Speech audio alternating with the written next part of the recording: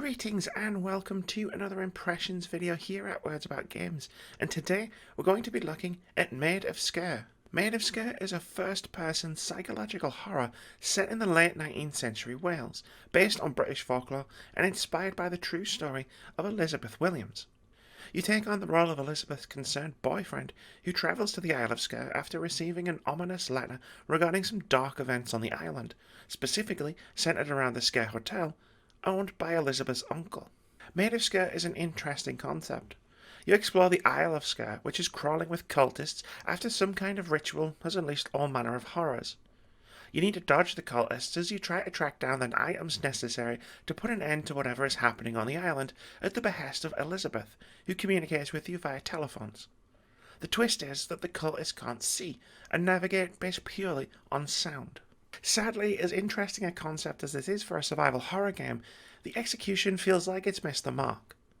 There's some cool stuff here, such as the nudge system, which alerts nearby wandering enemies whenever you bump into an object in the environment, or holding your breath whenever a cultist gets too close in an attempt to slip past them undetected, or as a last-ditch way of hiding in plain sight whenever you do alert someone to your presence.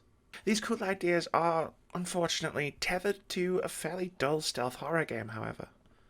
Slipping by enemies is incredibly simple, thanks to their complete lack of sight. After an opening half hour that sets the mood and the narrative, you'll spend most of your time crouch walking through the hotel grounds, moving slowly around enemies that are far too easy to circumnavigate.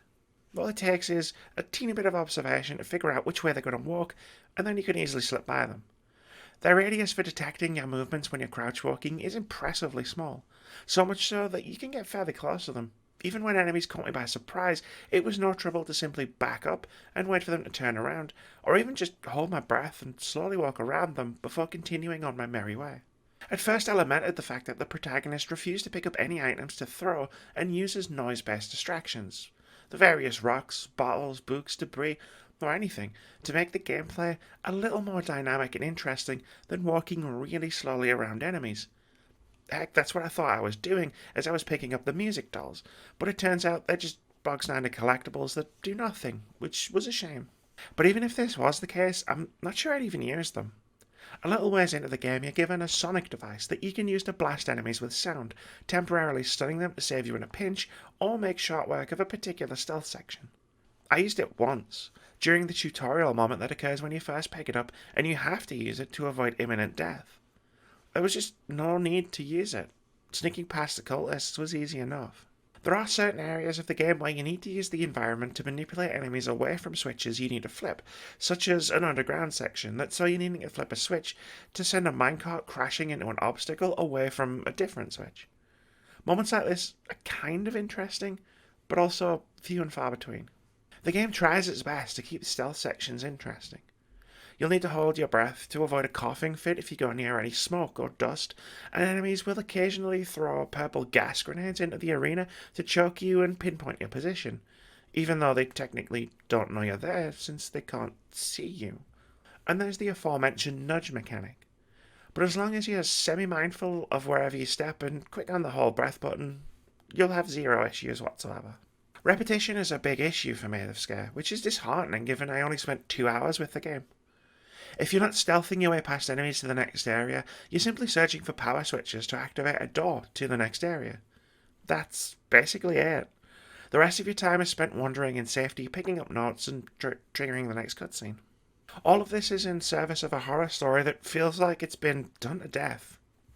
No pun intended.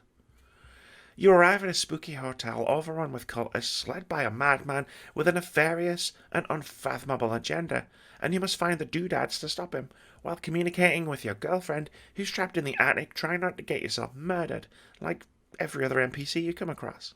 There's a lot of backstory, which you'll uncover through notes scattered around the hotel, as well as via phonographs that double as save points.